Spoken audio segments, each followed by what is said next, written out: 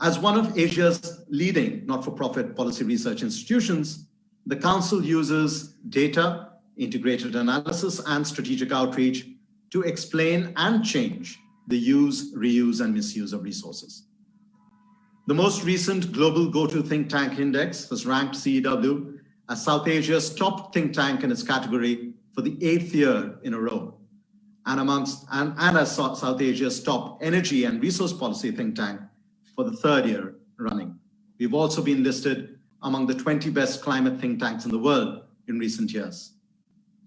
We've been instrumental through our research and our advisory work on a range of issues, such as India's large renewable energy targets, innovations in business models and technology in distributed energy, conducting the largest surveys in the world on energy access, developing the largest inventory on industrial emissions in India, working on the phase down of HFCs and supporting India's cooling action plan, developing the first climate risk atlas for India or anywhere in the developing world, and most recently supporting the recently announced National Hydrogen Energy Mission.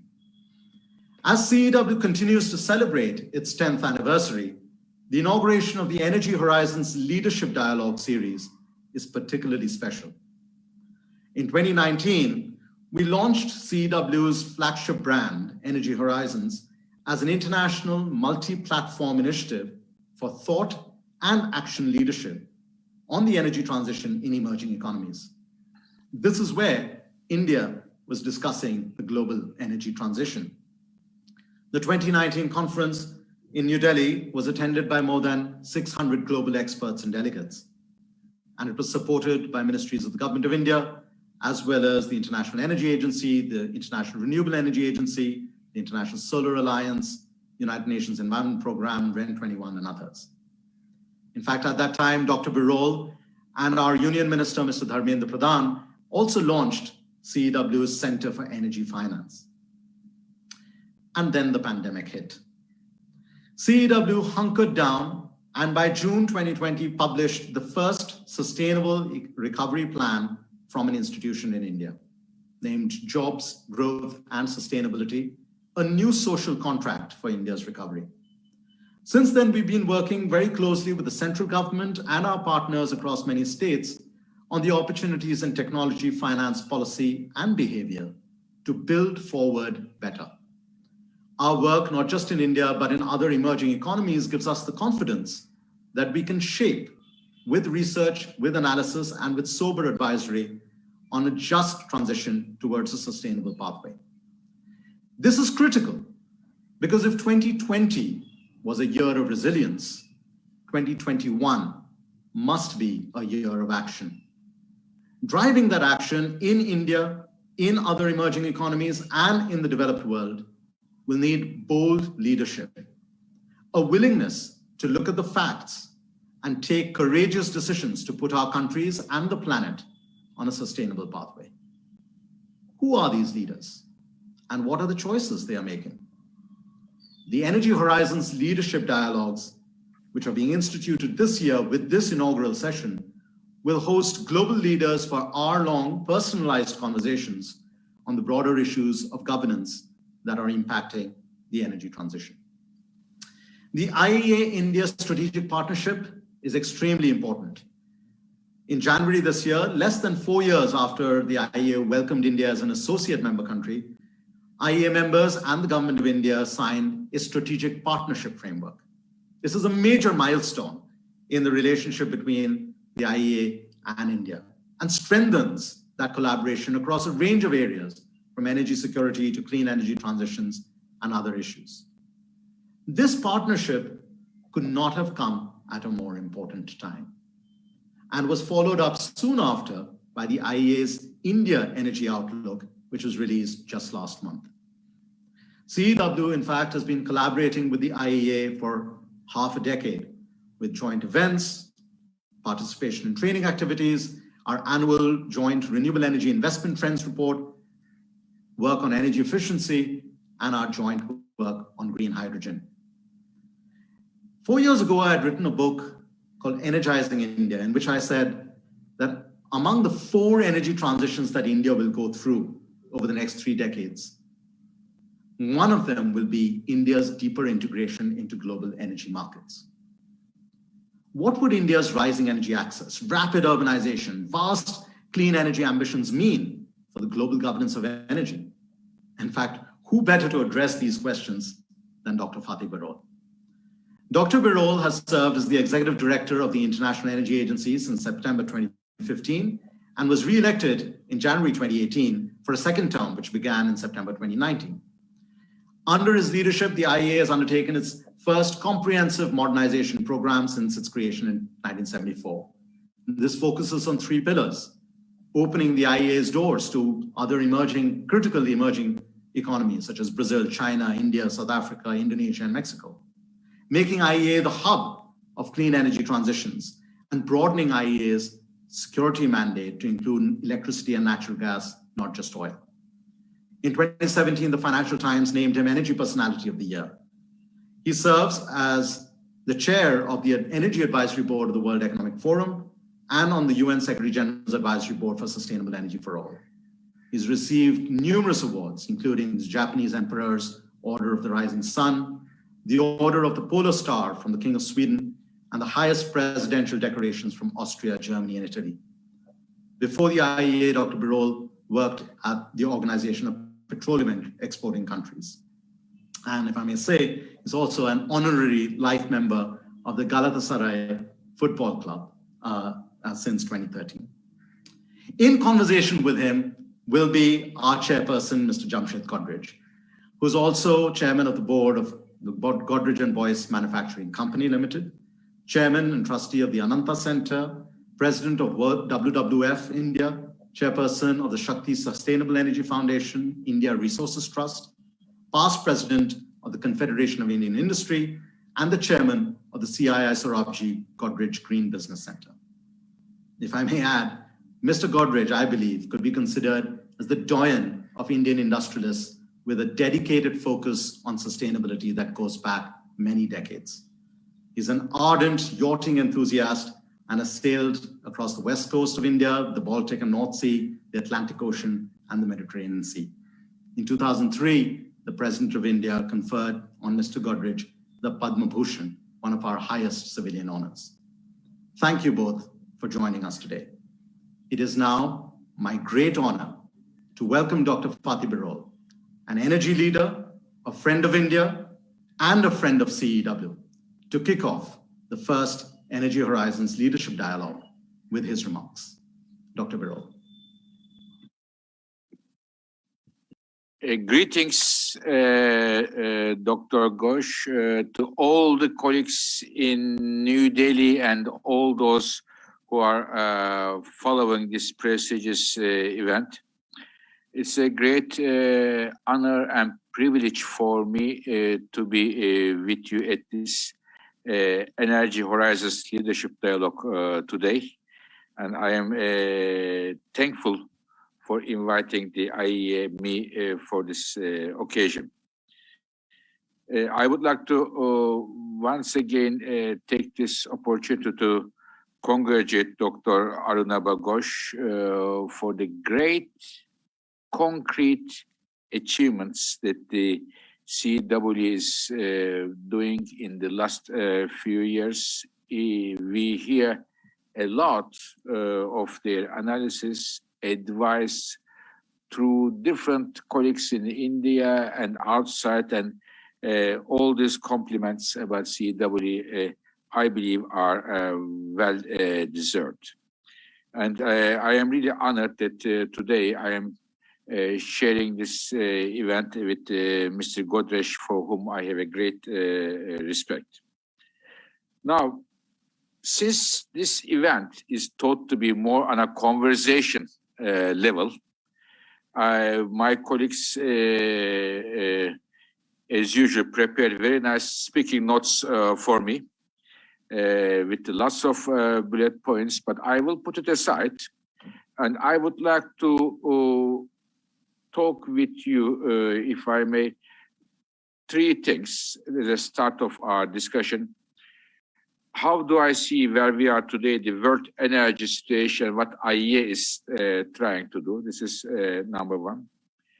Second, How do I see at this stage the India in the energy and climate context we are in? Because India is a very important nation, very important economy, but it's also part of the global economy and the global energy system. Second, India. And third, a few words I would like to finish talking about the India and Iaea. And as head of the Iaea, my personal views about the relationship between India and Iaea. So these three things, if I may. So the world energy system, when we look at today, there are many different pressures, but two of them are critical. One is that to provide energy, billions of people in an affordable and secure manner. And second one, without harming the environment. So how do we find a balance? A lot of energy and not expensive, but at the same time, it shouldn't harm the environment. This is the dilemma that we are facing today in the world. In sub-Saharan Africa, for example, more than 550 million people have no access to electricity. Big issue. In India, China, different parts of Asia, Latin America, millions of people use wood, animal waste, agricultural waste for cooking, which has a lot of effect for their health. A major issue.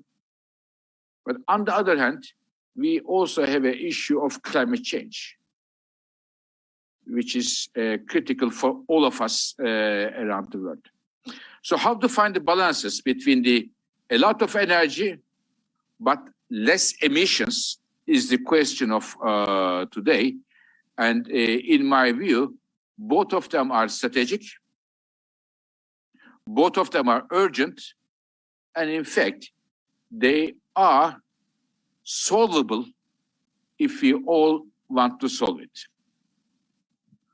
Because there are technologies, there are proven energy policies, there is enough capital in the world.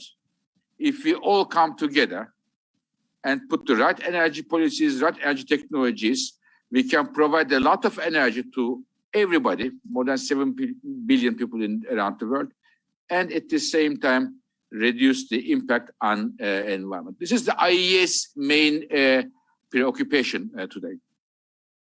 And this year, as Dr. Godrej mentioned, it's a pivotal year because the COP26 in Glasgow in UK, a big climate summit, all the world leaders will come together and try to come up like we had in Paris in the year 2015, to come up with an agreement to put the world economy, world energy system in the right direction.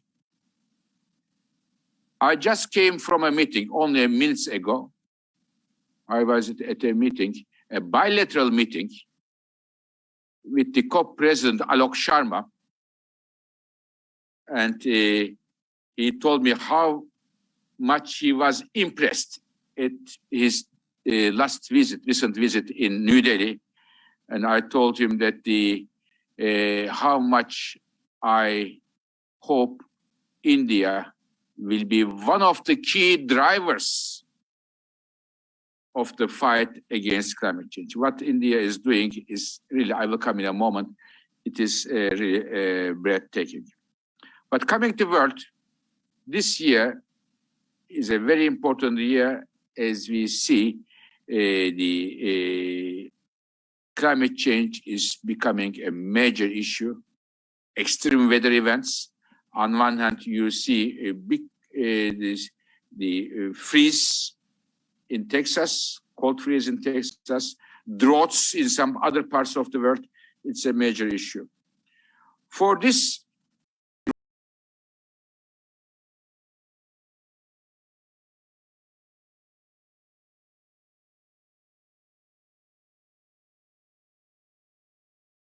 special coming up with a roadmap for the world, how to come to net zero in 2050, and what needs to change in the energy world to come to net zero 2050. What kind of new technologies we have to deploy, and what kind of old technologies we gradually need to leave behind us. And what are the implications for that? This report is coming out on 18th of May,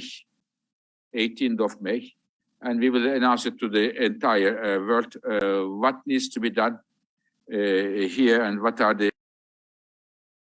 This meeting Iaea is organizing with the UK government is pave the way to Glasgow.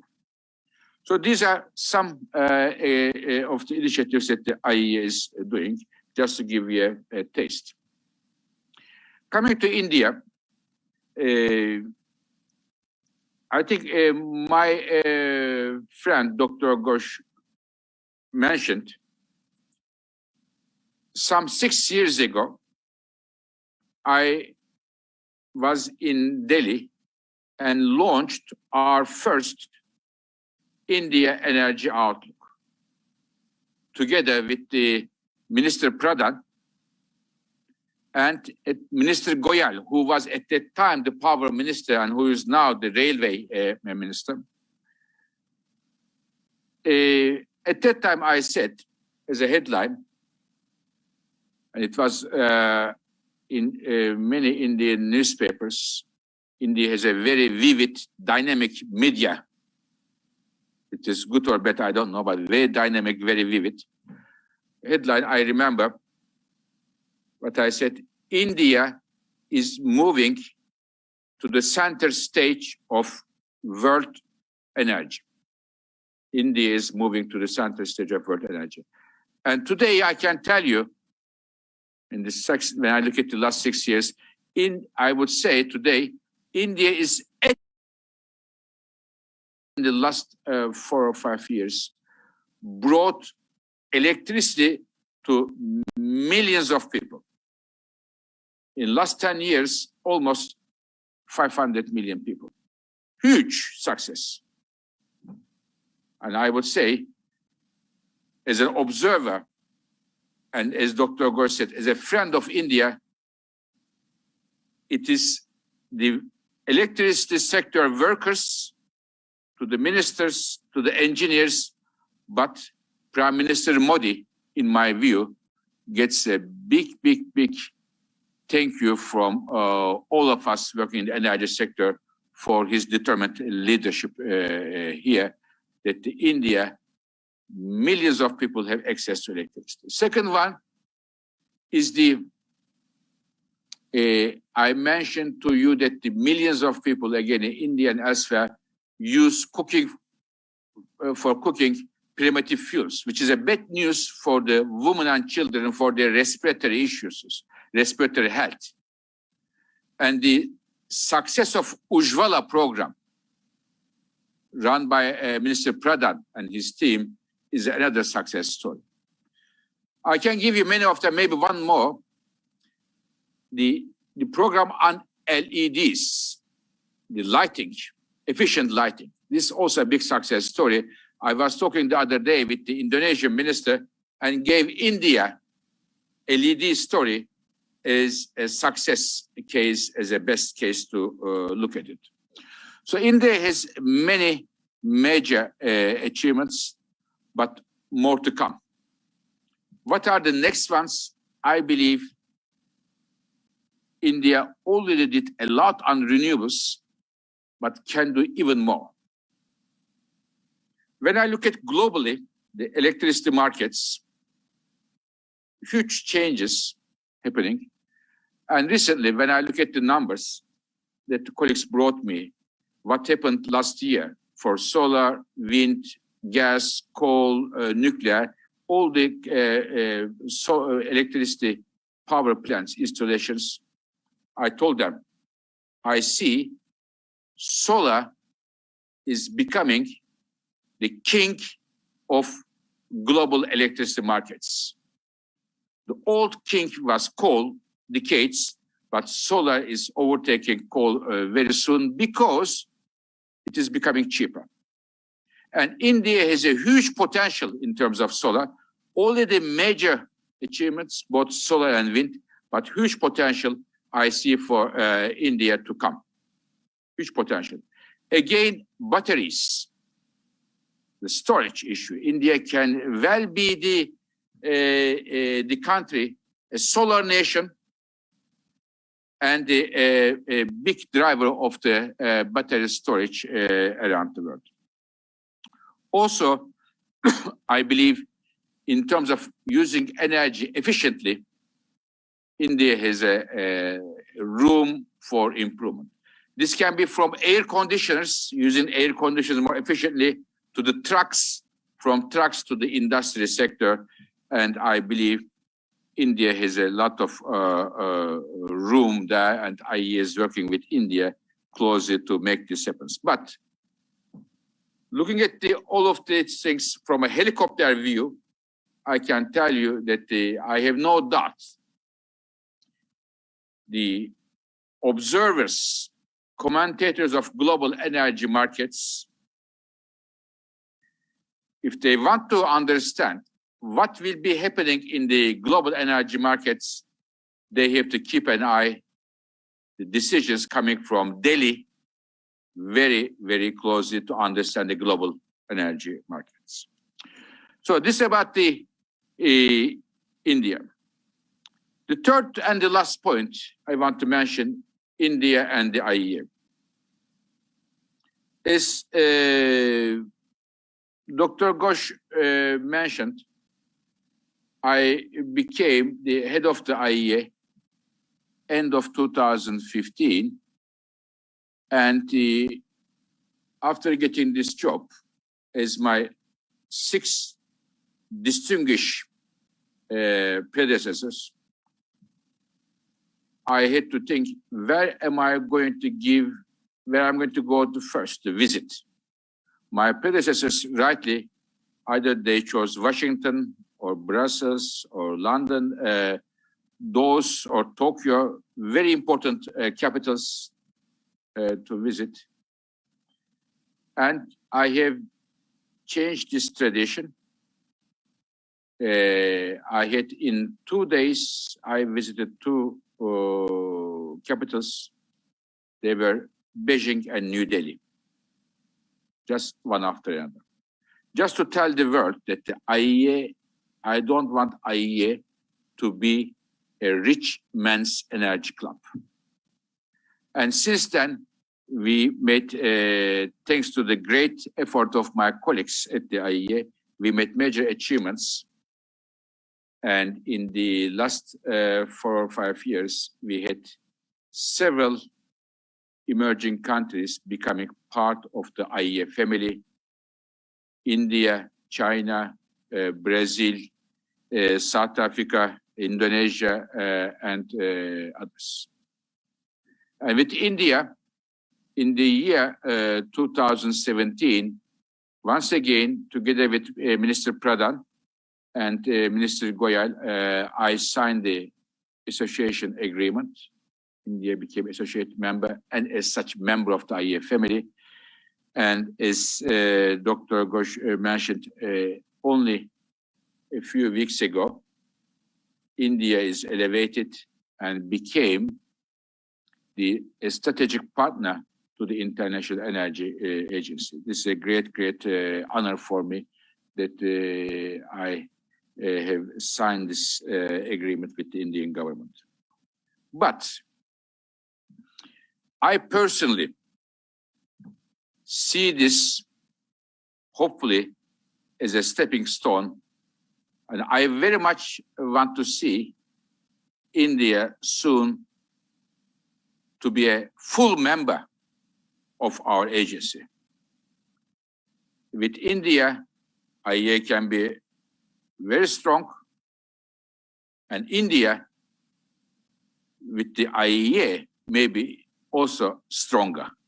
So it is the reason I am very keen with our relationship with India, Indian government, Indian industry, and Indian civil society.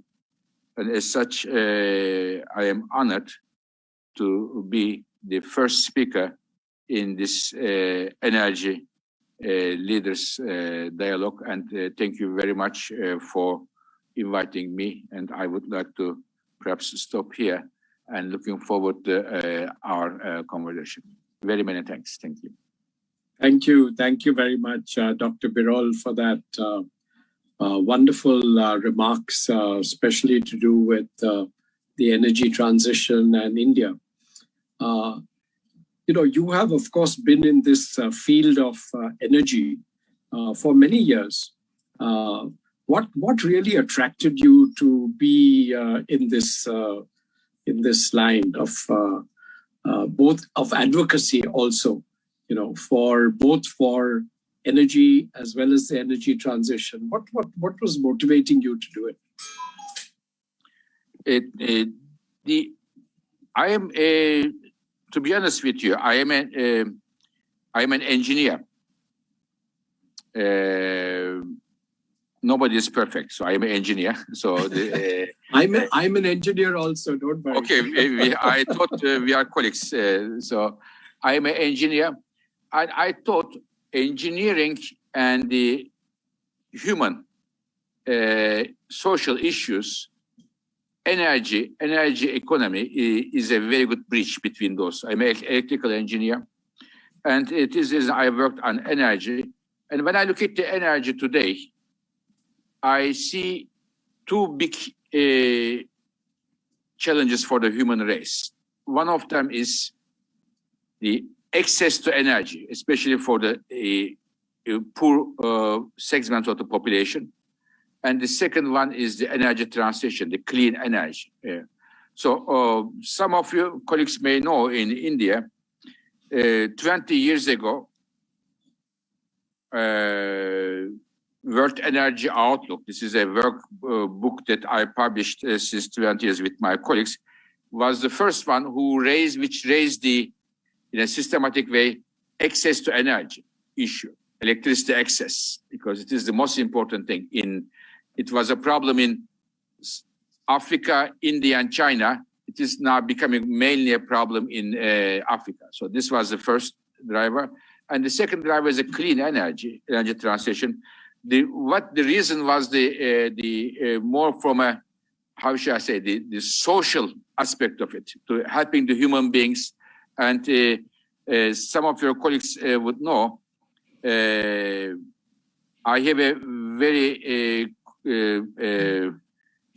close contacts with several colleagues in the emerging world, developing world, and I believe they need the help and the support of the Iaea and many of us who have the expertise, knowledge to share with them. It is this driver to make me dealing with these issues.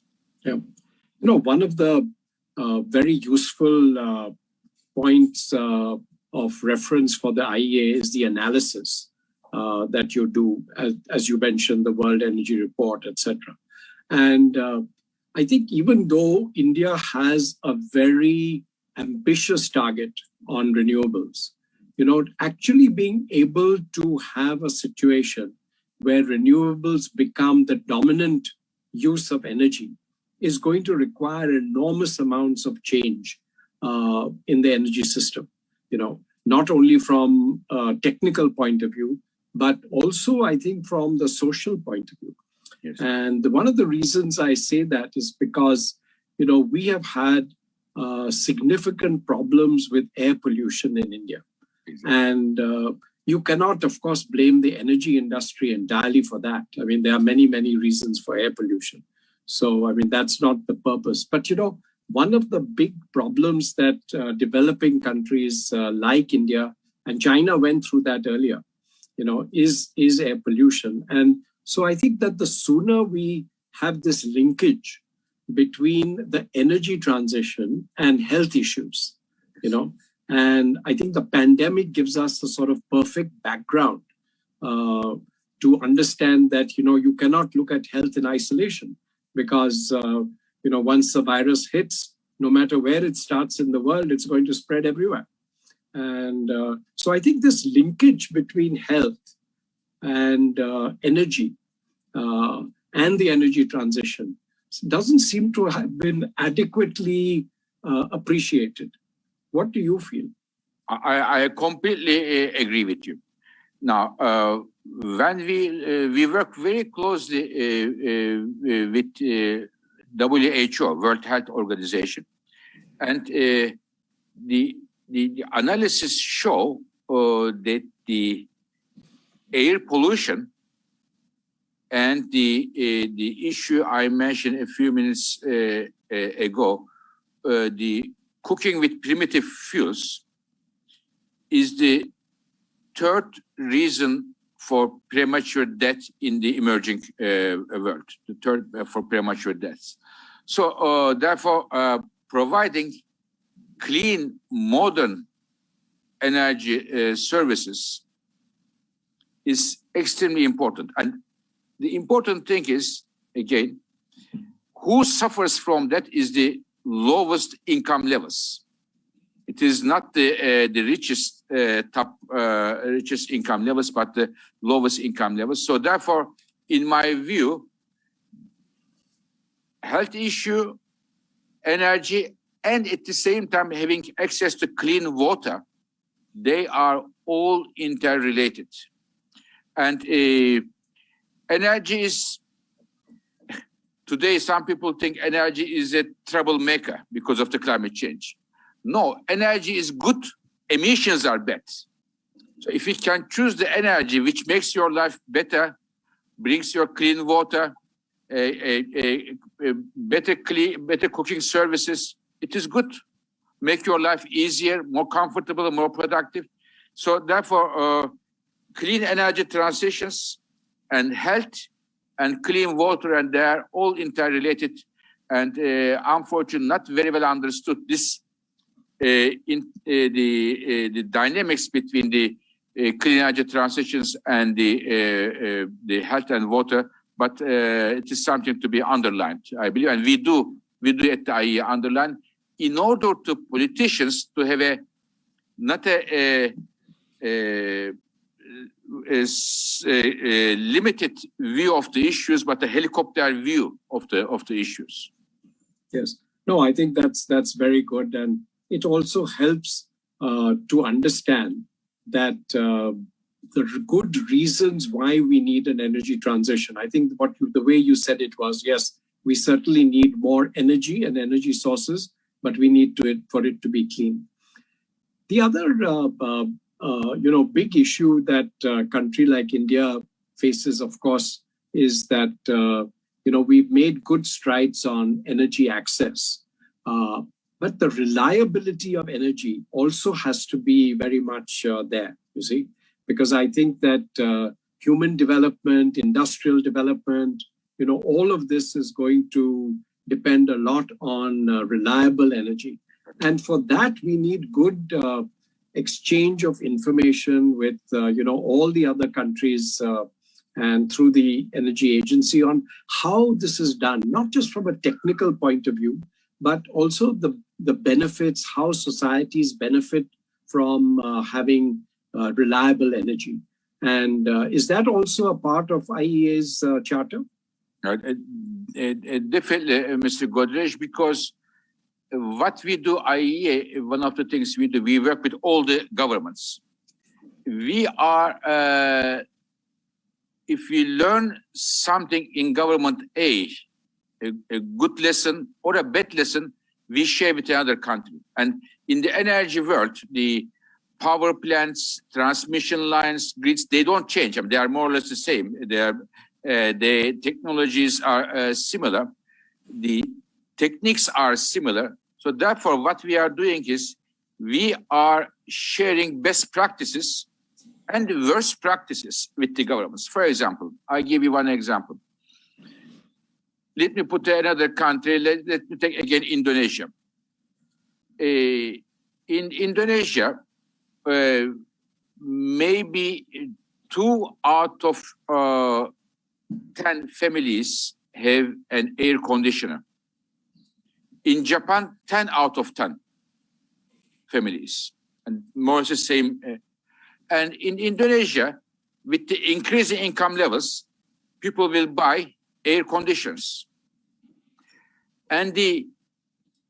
But currently, in Indonesia, an air conditioner, to provide the same comfort like in Japan, you have to use 3 times more electricity. Provide the same comfort because they are inefficient. They are inefficient, the air conditioning boxes. So what we are doing is, we have experience how to write frameworks, regulatory frameworks, standards and norms for the efficiency standards for air conditioners, draft laws for the Indonesian government. They use this as a basis and make their own rules, laws, legislations. The same for the reliability of electricity. If there is a problem experienced in United Kingdom, it can be a good lesson to learn for the reliability, system management for the operators to learn in the, let's say in France or in India or in Japan and other countries. So we share practices, learn from each other, and pass the information to the next one. Yeah, no, that's actually very useful. And I think your example of air conditioning and refrigeration is very, very on the dot. Actually, many Indian companies are participating in the global cooling challenge that's going on right now. And we hope that, we'll have a winner where the energy consumption in cooling devices like air conditioners can be brought down very significantly, maybe to half or even less over time.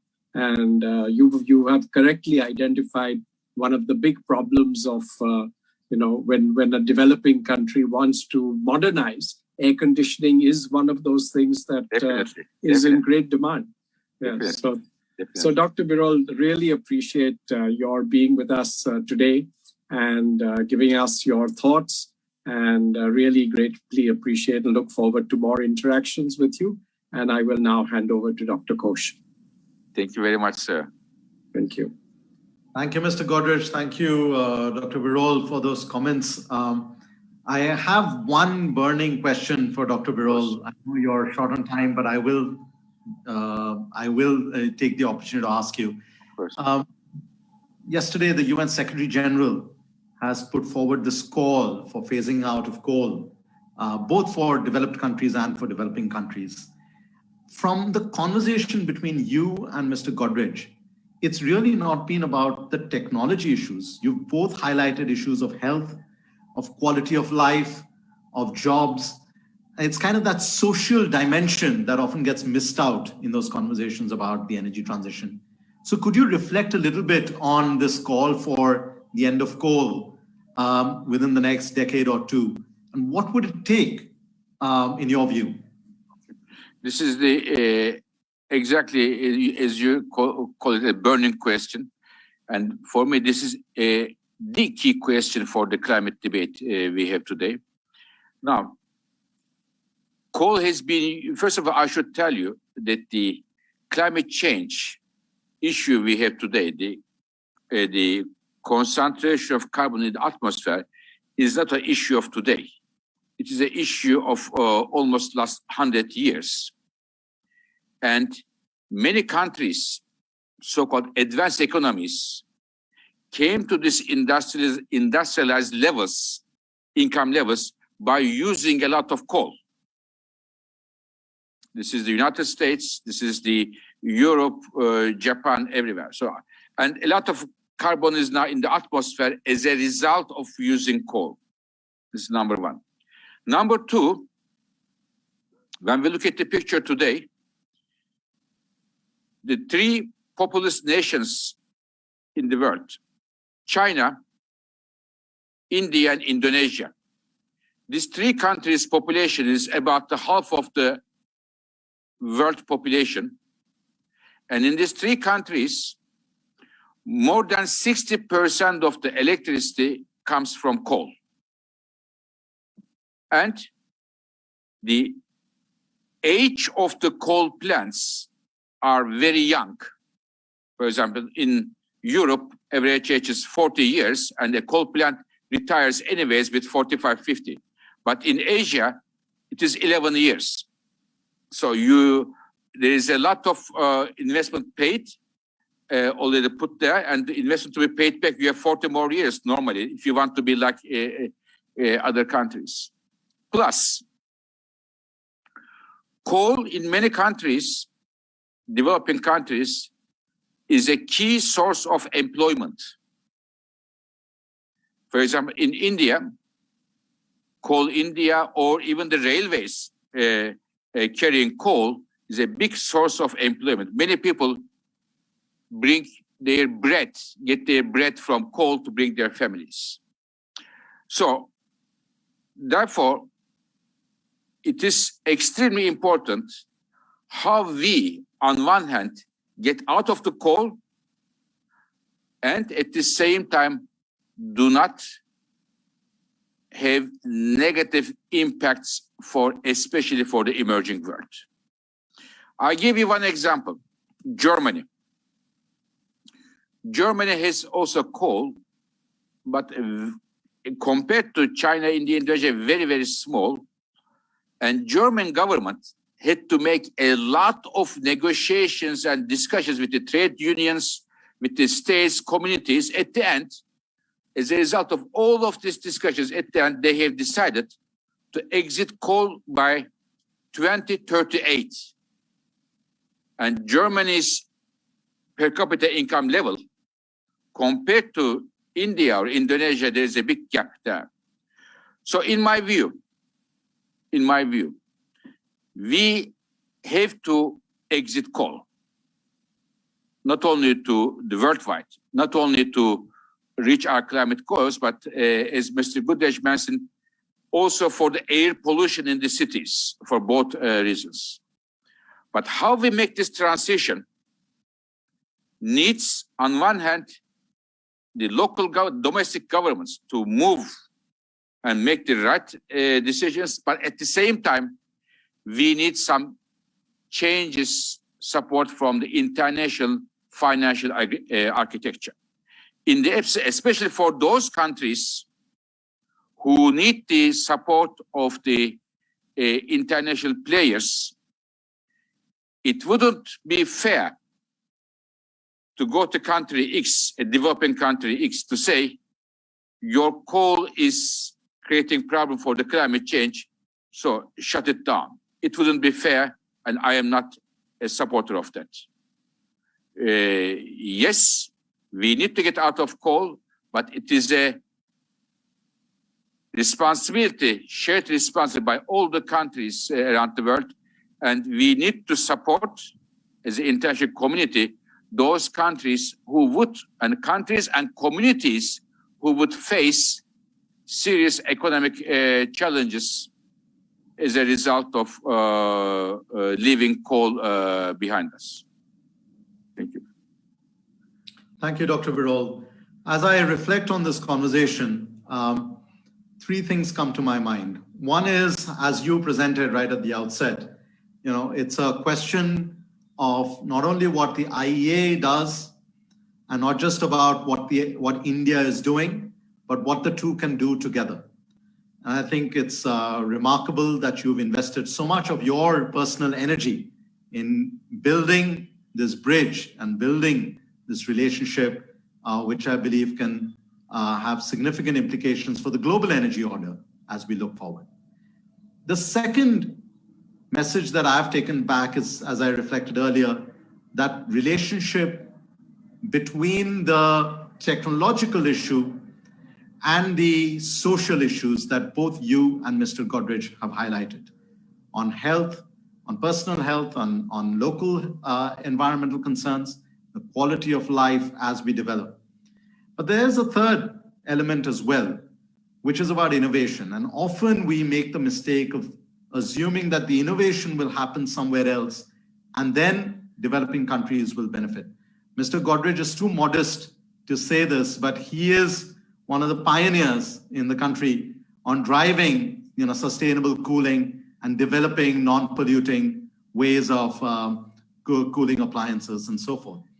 So how can we use these bridges that you're building, Dr. Birol, to ensure that the innovations that are developing in emerging economies actually also find markets elsewhere? So thank you from my side. I will hand over for the last minute to my colleague, Shubha Raha, to give the vote of thanks. But thank you for both of you for a very enriching and enlightening conversation. Shubha. Yes, and to echo Dr. Ghosh, on behalf of my colleagues at the Council, Dr. Birol, thank you for joining us today, for launching this series for us, for setting the roadmap for the way forward. We are very, very grateful. And also Mr. Godrej for always leading us by example, by inspiring us every minute. And I also want to thank the hundreds of people who've joined us from across the world, across time zones for this session. I hope you took away some important learnings from this. And we hope to see you back again soon. Dr. Birol, maybe we'll host you in person shortly if the pandemic clears up. We look forward to that. And just for everybody, I would like to say that you can get this video and all our other content and our publications on our website, ceew.in. And if you're not following us already on Twitter, please do so. It's CEEW India. And we are also on Facebook, Instagram, YouTube, and LinkedIn. So with that, I bring this session to a close. Thanks again, Mr. Godrej, Dr. Birol, Dr. Ghosh. And we'll see you again soon. Have a nice day or evening, depending on where you are. Bye-bye. Goodbye. Thank you. Thank you very much.